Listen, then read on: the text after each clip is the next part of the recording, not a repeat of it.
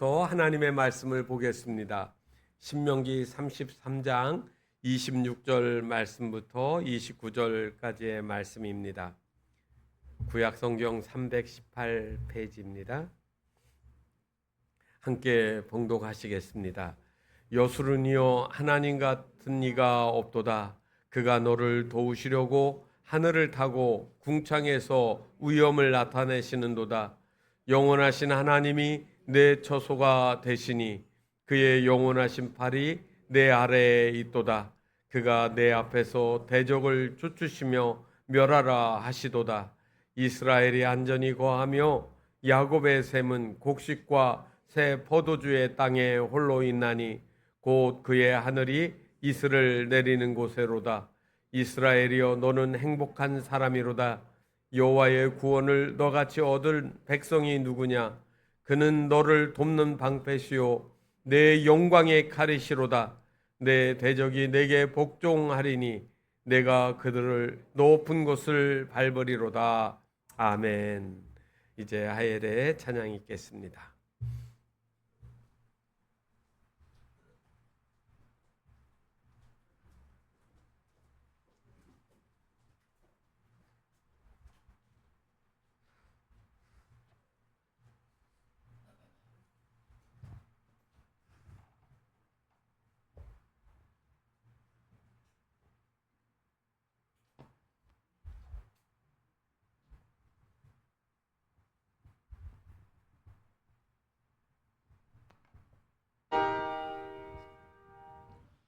굳건한 반석이시니 그 위에 내가 서리라. 그 위에 내가 서리라.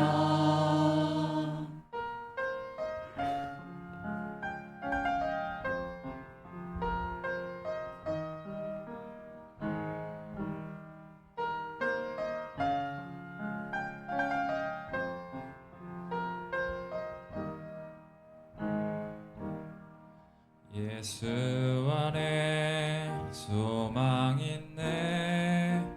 내 빛과 힘 나의 노래. 환난 중에 도우시는 주 나의 견고한 반석. 크신 사랑 크신 평화 두려움에서 날 던지네. 내 위로자 내 모든 것 주 사랑 안에 서리라. 완전하신 하나님이 우리와 같이 되셨네. 주 사랑과 그 공의로 세상을 구원하셨네. 십자가에 주 달리사 그 진노를 거두셨네. 내 모든 죄 담당하신 주 은혜 안에 살리라.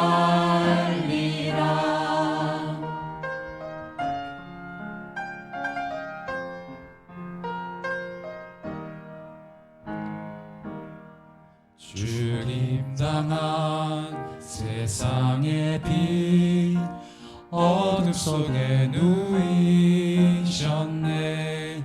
영광스러운 그의 날에 무덤에서 부활했네. 승리하신 우리 주님 원수들을 물리쳤네. 나 주의 것 주 나의 것 주 보혈 안에 살리라. 주 예수의 능력으로 내 속에 두려움 없네. 나의 삶의 모든 순간 주 주께서 다스리시네. 어느 것도 주 손에서 날 빼앗지 못하리라. 주 오실 날 기다리며 주 능력 안에 서리라.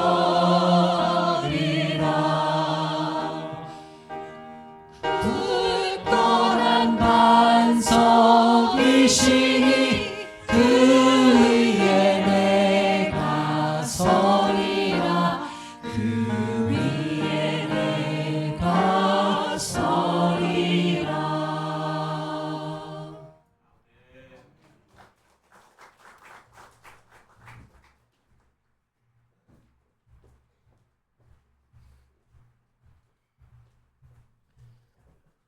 지난주부터 나수경 집사님이 찬양단에 들어왔습니다. 축복하고 또 축복합니다.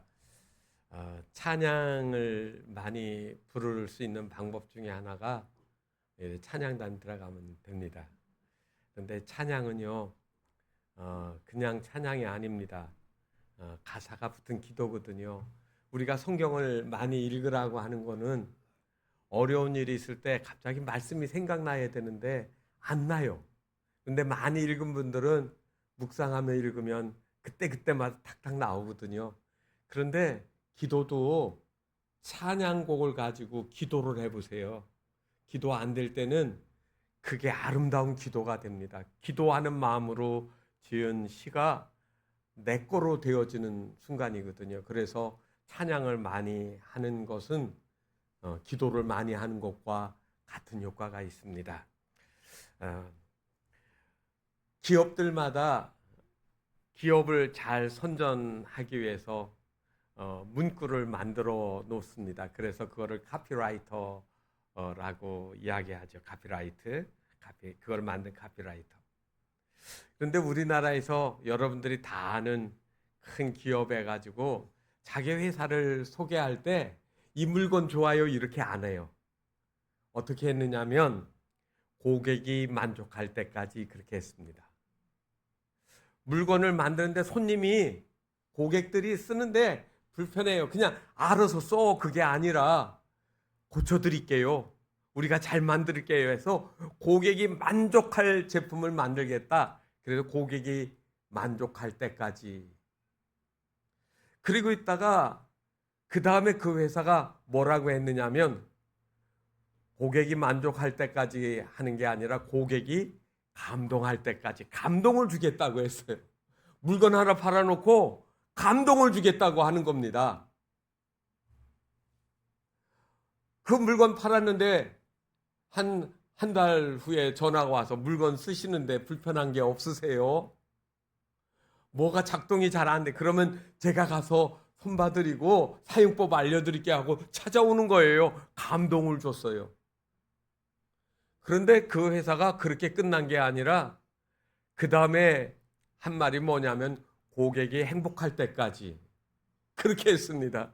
참 기발나게 정말로 선전 잘한다. 제가 그 생각을 했습니다. 아니 물건 하나 팔아놓고 그 물건 사면 행복해진다라는 거예요. 마음에 드는 자동차 한 대 사면 행복해지지요. 그런데 전자제품 하나 팔아놓고 행복해지겠다. 그런데 여러분, 제가 그 말을 좋아하기는 하지만 그런데 물건이 사람을 정말 행복하게 해주겠습니까? 새 집에 들어가면 좋습니다. 그런데 그것이 길지가 않습니다. 한 달 지나면 당연한 것처럼 익숙해지면 그게 그거인 것이죠. 행복이 도대체 뭘까요? 어쨌든 올해 3월 달에 세계 행복 보고서라고 하는 보고서가 나왔는데 우리나라가 샘플로 조사한 147개국 중에 몇 등 했을까요? 58등 했습니다. 거의 중간 조금 위에 있는 거죠. 지수로 평가한 점수를 보니까 6,038점 이렇게 나왔습니다. 작년에는 52위였습니다. 6,058점으로 52등이었는데 올해 3월 달에 조사하니까 58등, 6등이 더 떨어진 겁니다. 우리나라 행복지수가 더 올라갈 것 같습니까? 내려갈 것 같습니까? 사람은 행복을 어떻게 만드는 것일까요? 내가 어떤 것들을 노력을 해서 성취하면 즐겁고 행복합니다. 누군가가 나를 많이 사랑해주면 마음이 행복해집니다. 그런데 그 얻는 것도, 사랑을 받는 것도 시간이 지나면 그 사랑하시던 분들이 떠나시잖아요. 부모님들이 여러분 얼마나 사랑했습니까? 제 자녀들이 자식을 낳아가지고 예뻐가지고 안절부절 못하는 모습을 보면 속으로 뭐라 그러지? 나도 너희들을 그렇게 예뻐하고 사랑했단다.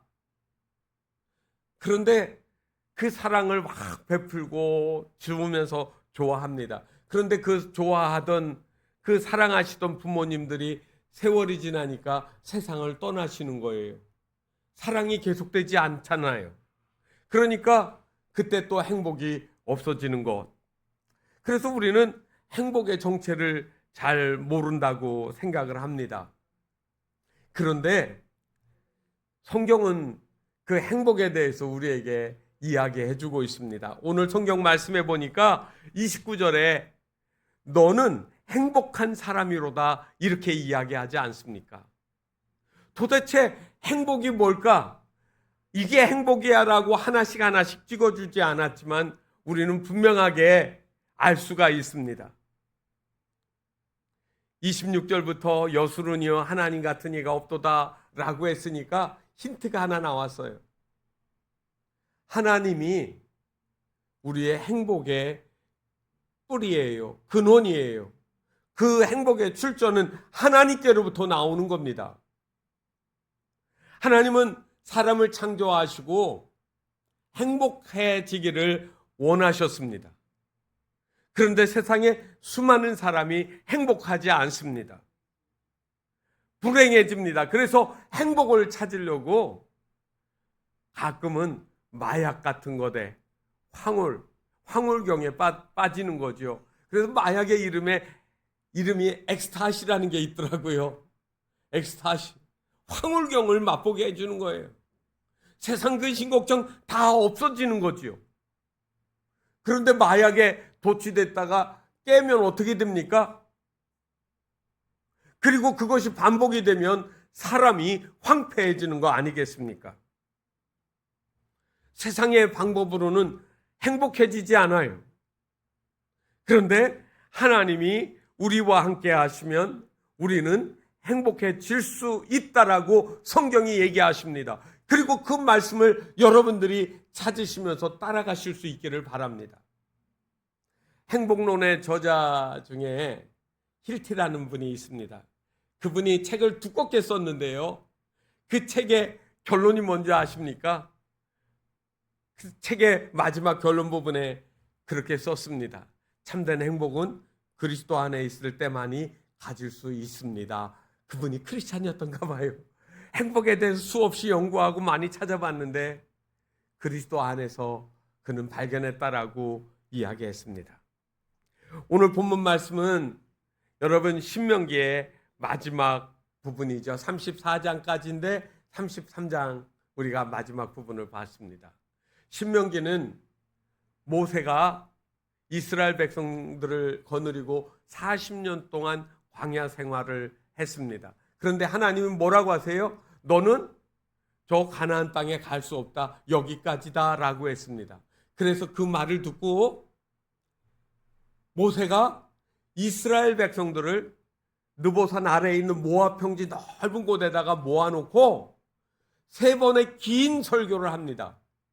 1차, 2차, 3차 3번의 긴 설교를 하는데 그 설교의 마지막 부분, 끝부분이에요. 그리고 34장은 모세의 죽는 이야기를 후세에 다른 기자가 첨가를 한 겁니다. 그러니까 모세가 실제로 한 부분의 제일 마지막 부분의 이야기를 우리가 오늘 보았는데, 여러분, 모세가 이스라엘 백성을 축복하고 마지막에 한 말이 너는 행복한 사람이라고 이야기를 하는 겁니다. 이 이야기에서 우리는 행복해질 수 있다라는 단서를 갖습니다. 그 이야기의 시작점인 이 33장 앞에 보면 복의 근원이 누구신가? 하나님이시다. 1절부터 5절까지 내용이 그거고요. 그리고 그 복의 근원을 이야기할 때 여수론의 왕이 있으니라고 5절에 이야기를 하고 있습니다. 여수론, 이스라엘의 왕이 있는데 그 왕이신 하나님을 믿고 의지하고 따라가고 그 하나님과 관계가 깊어지면 복이 있다라는 이야기입니다. 그리고 나서 여러분, 야곱의 12아들 하나씩 이름을 불러가면서 그들을 지금 모세가 축복하고 있는 이야기입니다. 6절부터 25절까지. 그리고 26절부터 29절, 오늘 우리가 읽은 본문 말씀입니다.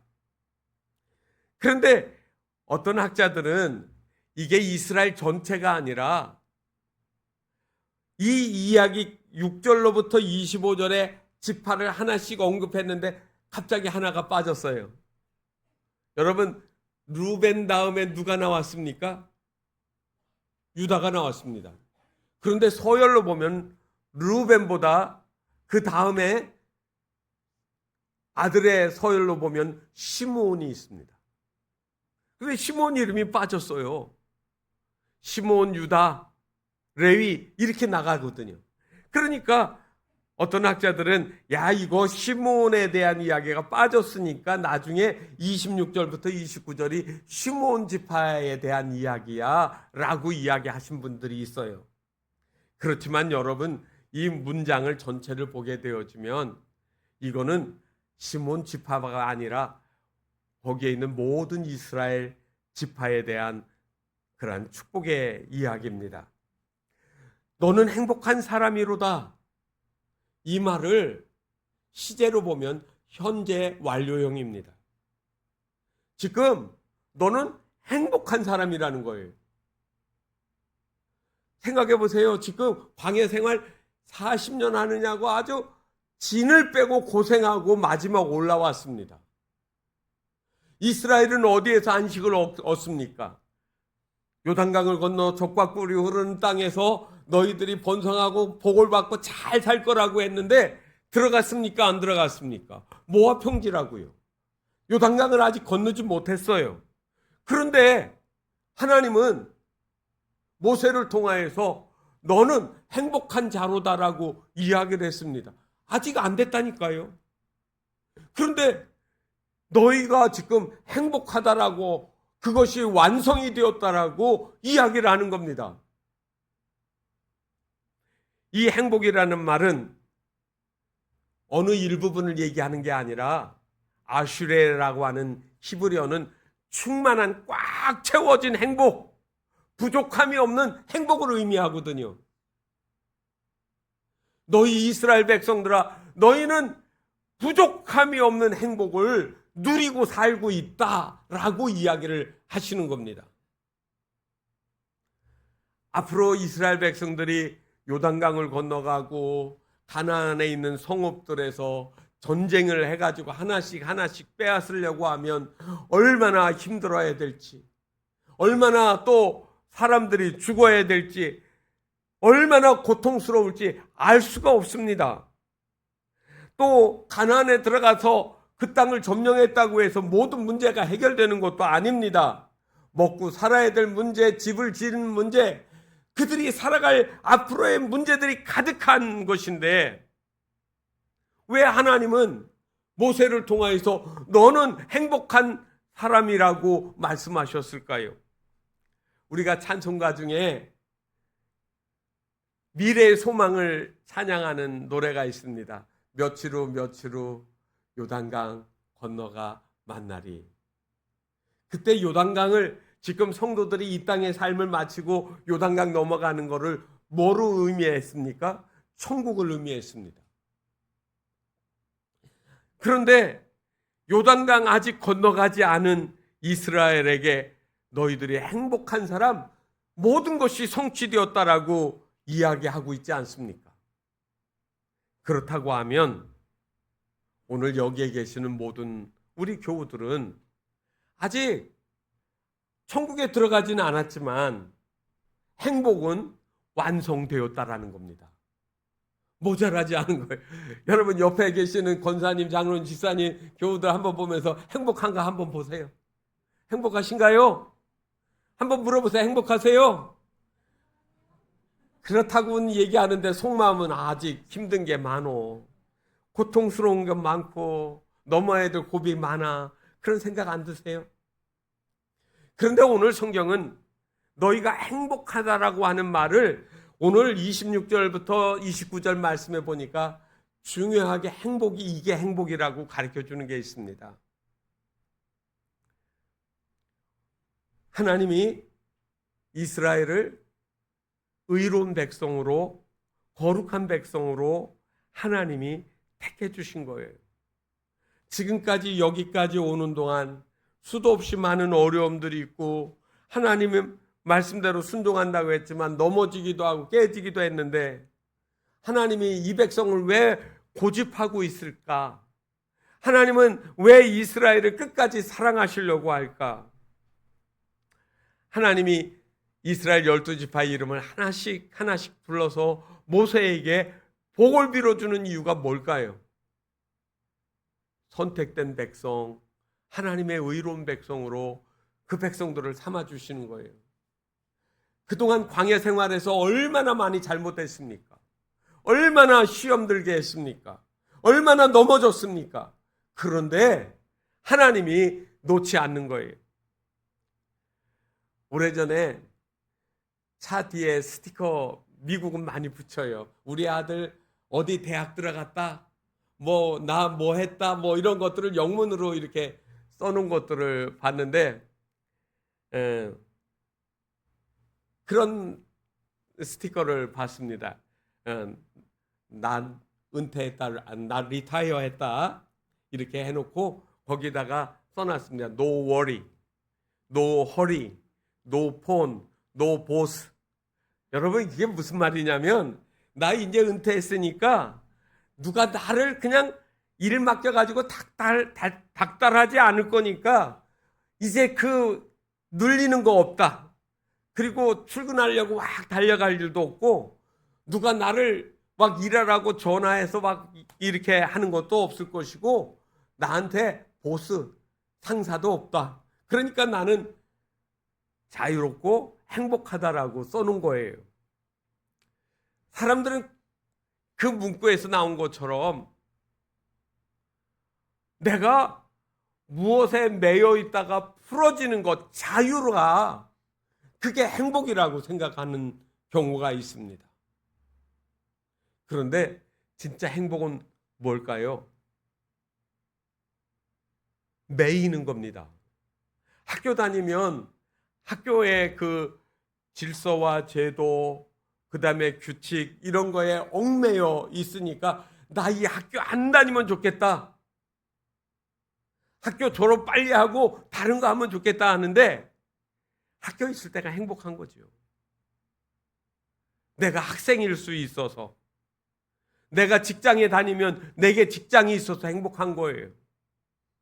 가정에서는 부부가 서로에게 매여 있을 때 행복한 거예요.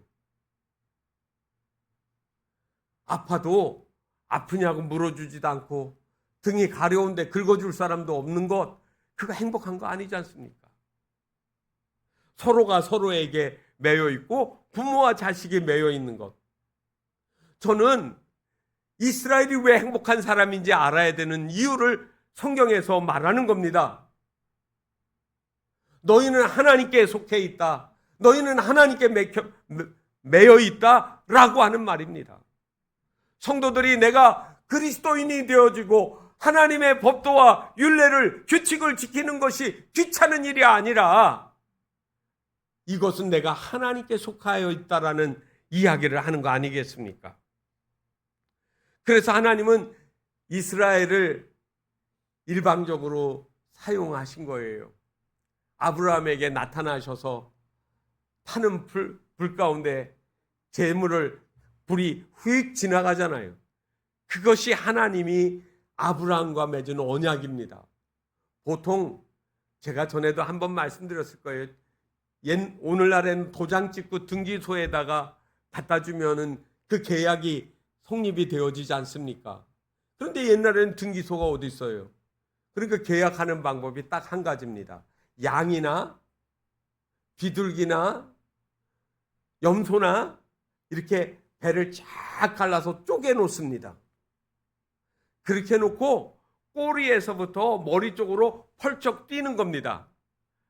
물건을 산 사람도 뛰고 판 사람도 뛰고 그래서 넘어가요. 그게 의미가 뭐냐면 이 약속을 파괴하면 이 짐승처럼 너도 배 갈라서 그렇게 죽는 거야 라고 하는 계약을 행위로 하는 거예요.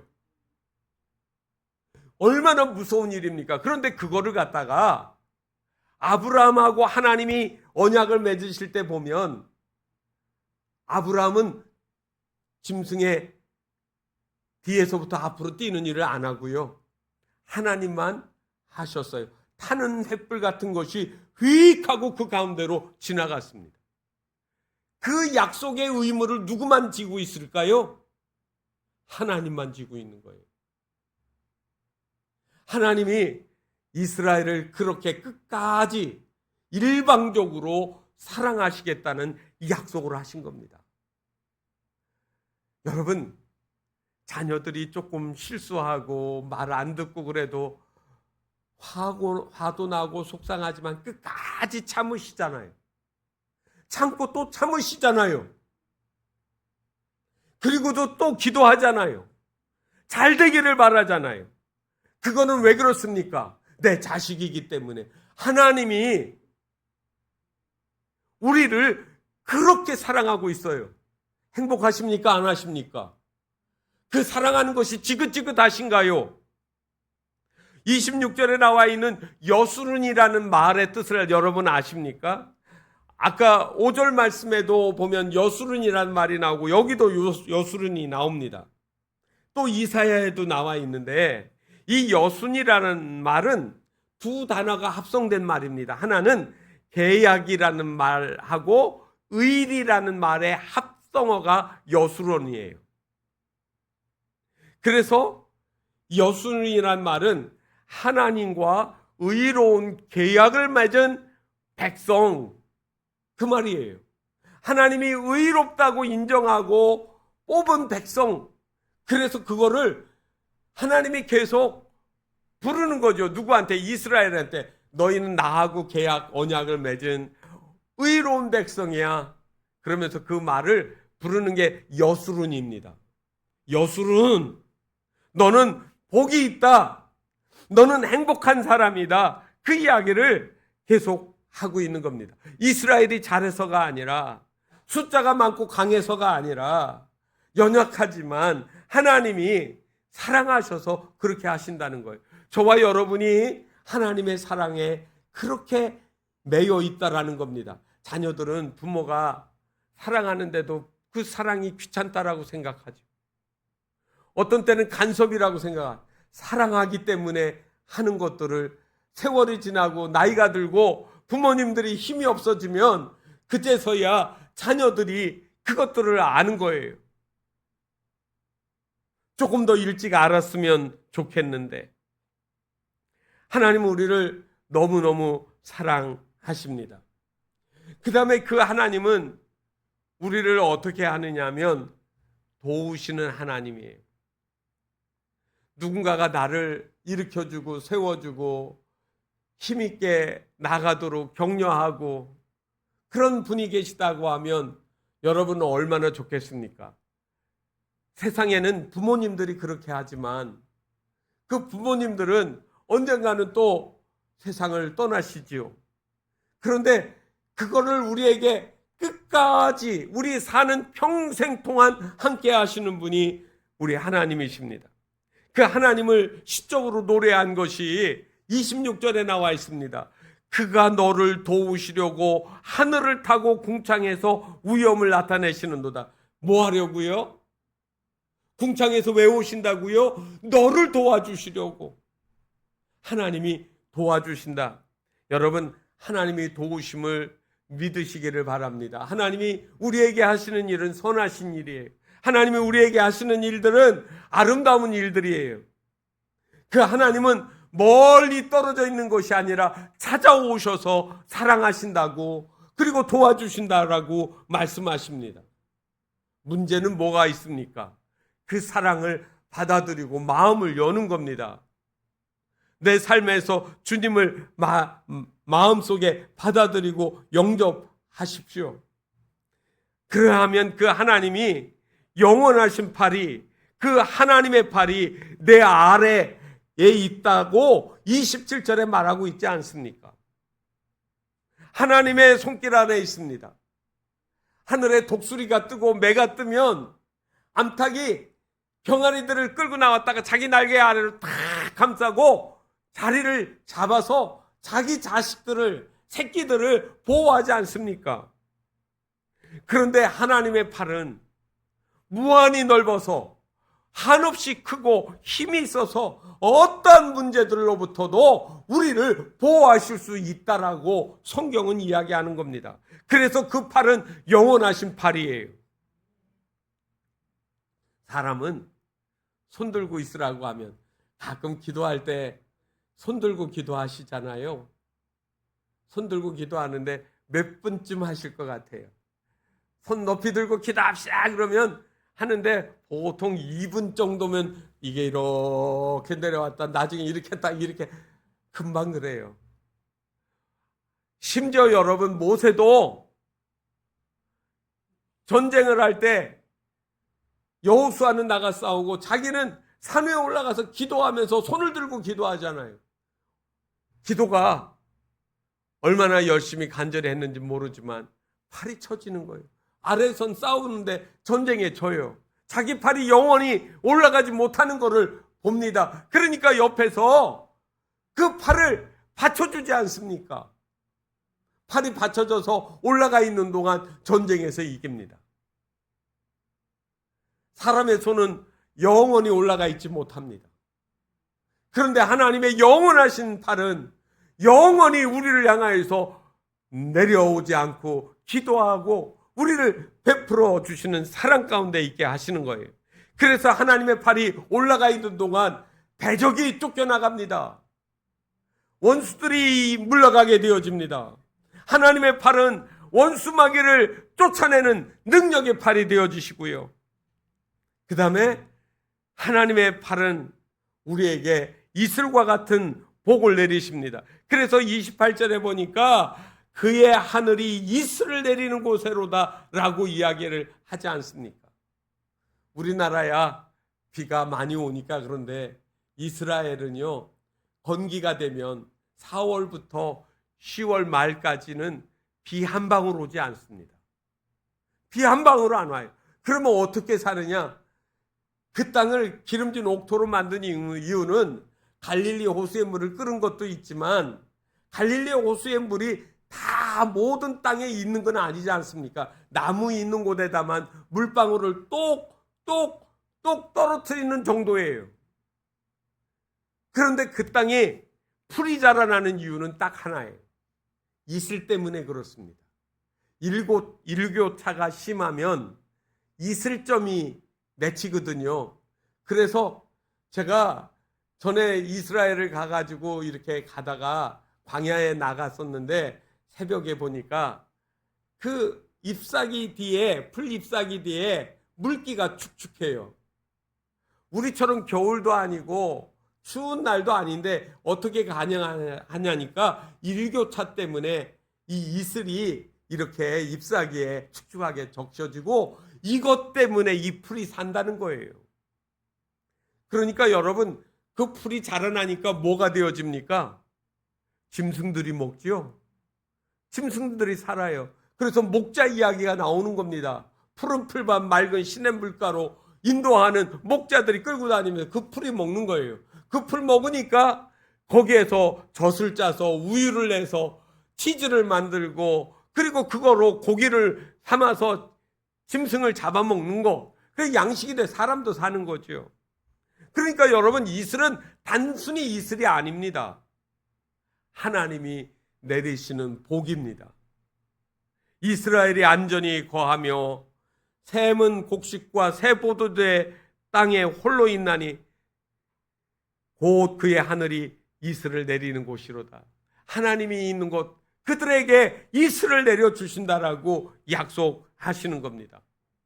자, 하나님이 언약 백성으로 이스라엘을 이름을 부르면서 축복하셨지요. 그 하나님이 지금까지 지켜주셨지요. 그리고 마지막에는 가나안 땅에 들어가지요.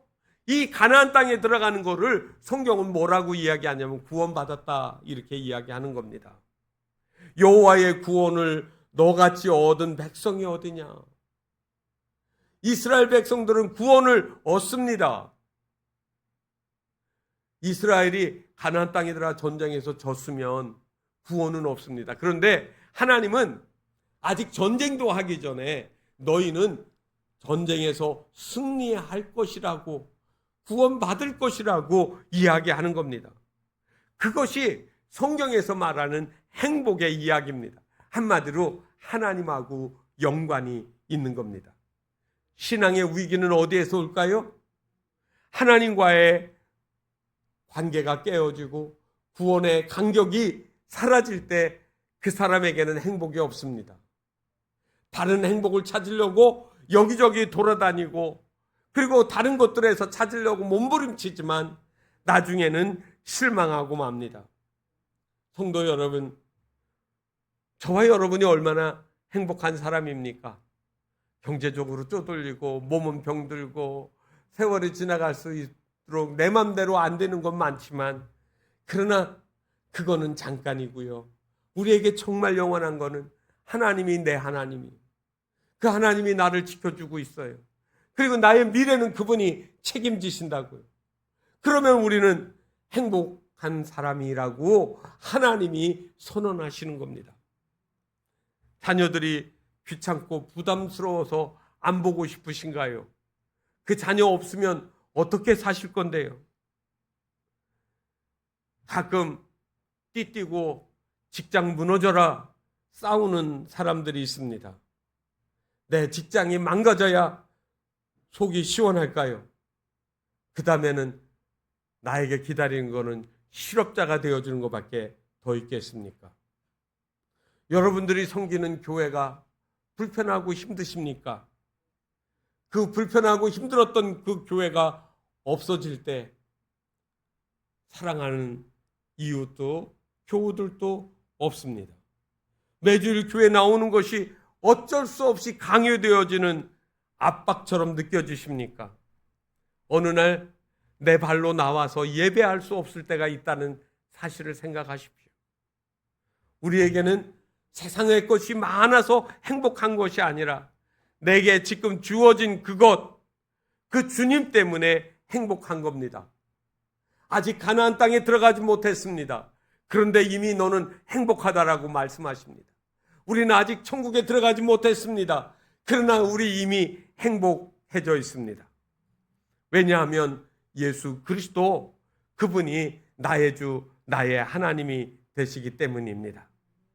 일생을 하나님의 능력에 팔에 붙들려 산 레리아 네일러 모리스라고 하는 여인이 자신이 직접 작곡한 노래가 있습니다. 고난 내 영혼 편히 쉴 곳에, 그리고 그분이 또 지은 주의 영원한 팔 의지에, 그런 곡을 그분이 졌습니다. 406장 고난 내 영혼 편히 쉴 곳에서 이 모리스 여사는 12번이나 하나님의 팔을 이야기하고 있습니다. 하나님의 팔에 안겨 사는 사람들, 그 팔 아래 붙들려 사는 사람들, 비록 물질은 풍족하지 못하고 몸은 연약하고 생각처럼 되어지는 일은 없을지라도 영원하신 그 주님이 나와 함께 계십니다. 이 시간 그 하나님을 우리 찬양하고 고백하며 노래하겠습니다.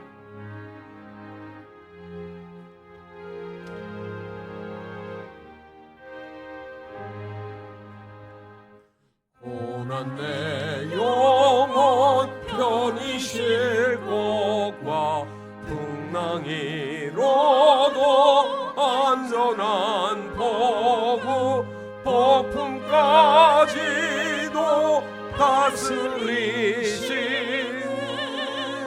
주의 영원한 발의지에 주의 영원하신 팔 함께하사 항상 나를 붙드시니 어느 곳에 가든지 요동하지 않음은 주의 팔을 의지함이라. 세상 친구들 나를 버려도 예수를 함께 동행함으로 주의 은혜가 충만하리니 주의 영원한 발의지에 주의 영원하신 팔 함께하사 항상 나를 붙드시니 어느 곳에 가든지 요동하지 않음은 주의 팔을 의지함이라.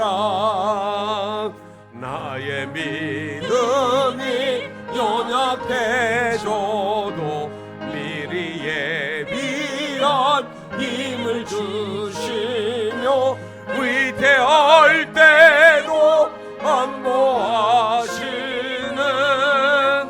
주의 영원한 발의지에 주의 영원하신 팔 함께하사 항상 나를 붙드시니 어느 곳에 가든지 요동하지 않음은 주의 팔을 의지함이라.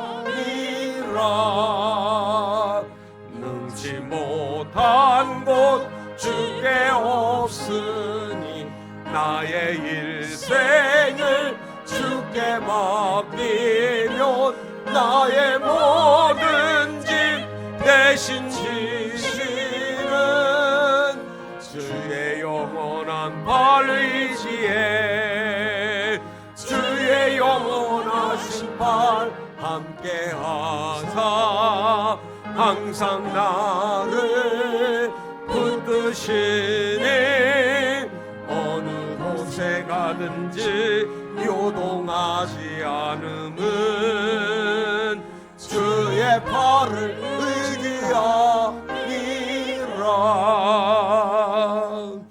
어느 곳에 가든지 요동하지 않음은 주의 팔을 의지함이라. 왜 그런 줄 아시죠? 주님이 우리를 붙잡으십니다. 하나님이 우리를 지키시고 우리를 그의 영원하신 팔로 붙들어 주셔서 흔들리지 않게 해주신다고 약속했습니다.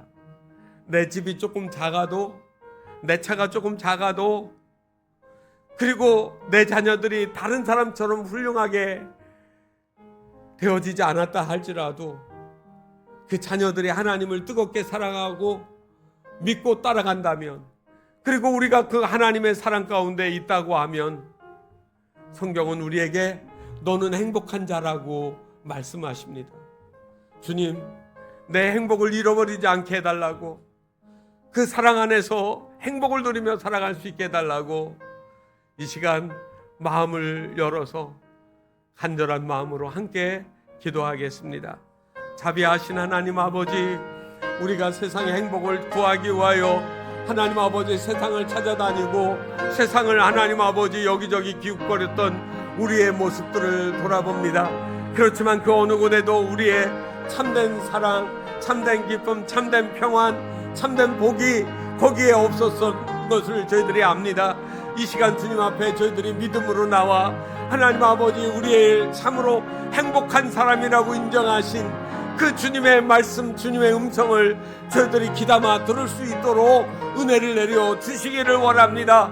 하나님 아버지, 이 시간 우리의 마음에 심령에 주님이 함께 계셔서 우리가 주님이 동행하여 주시고 마지막 순간까지 끝까지 붙잡고 계심을 믿사오니 하나님 아버지, 저희들이 그 큰 행복을 하나님 놓치지 않게 하시고 끝까지 믿음 안에서 붙잡고 살아가는 저희들이 되어줄 수 있도록 은혜를 내려 주시옵소서. 우리 교회 안에 하나님 아버지, 연약한 이들이 있습니다.